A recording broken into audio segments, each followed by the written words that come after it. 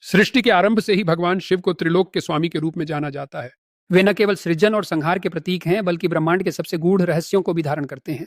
लेकिन एक ऐसा रहस्य है जिसे कोई नहीं जानता, एक अभिशाप जो स्वयं शिव ने एक बार दिया था और जिसकी गूंज आज भी ब्रह्मांड के रहस्यमयी कोनों में सुनाई देती है। युगों पहले एक महायोद्धा ने कठोर तपस्या कर शिव को प्रसन्न किया।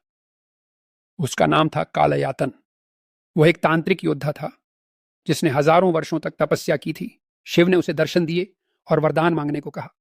कालयातन ने कहा, प्रभु, मैं अमर होना चाहता हूं। ऐसा बल चाहूंगा कि तीनों लोकों में कोई मुझे हरा ना सके। महादेव मुस्कुराए और बोले, अमरत्व असंभव है, किंतु मैं तुम्हें काल शक्ति प्रदान कर सकता हूं, जिससे तुम्हारा जीवन और मृत्यु तुम्हारी इच्छा से नियंत्रित होगी। लेकिन ध्यान रखना, यह शक्ति केवल धर्म और सत्य के मार्ग पर चलते हुए ही काम करेगी। कालयातन ने यह वरदान स्वीकार कर लिया, लेकिन शक्ति प्राप्त करने के बाद उसमें अहंकार आ गया। उसने देवताओं और ऋषियों को चुनौती देनी शुरू कर दी। अपने बल से वह यमराज को भी हराने चला गया। धीरे धीरे उसने अधर्म का मार्ग पकड़ लिया और त्रिलोक में भय फैलाने लगा। जब कालयातन की क्रूरता अपनी चरम सीमा पर पहुंच गई, तब देवताओं ने भगवान शिव से प्रार्थना की।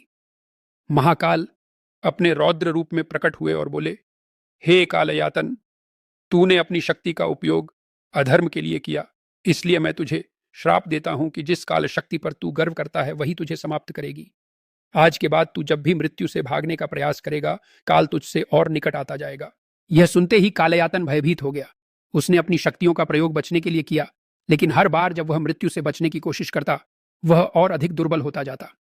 अंततः एक दिन जब वह अपनी ही तंत्र विद्या से भागने का प्रयास कर रहा था, तभी महाकाल ने अपने त्रिनेत्र को खोल दिया। तीसरी आंख की ज्वाला से कालयातन भस्म हो गया और उसकी काल शक्ति ब्रह्मांड में विलीन हो गई। कहते हैं कि कालयातन की काल शक्ति आज भी कहीं ब्रह्मांड में छिपी हुई है। जो कोई भी इसे प्राप्त करना चाहता है, उसे महाकाल की कठोर परीक्षा से गुजरना पड़ता है। लेकिन शिव का यह अभिशाप अमिट है। जो भी अधर्म के लिए इस शक्ति का उपयोग करेगा, वह स्वयं काल के ग्रास में समा जाएगा। यह कथा हमें सिखाती है कि शिव केवल दयालु और कृपालु ही नहीं, बल्कि न्याय के परम दंडदाता भी हैं।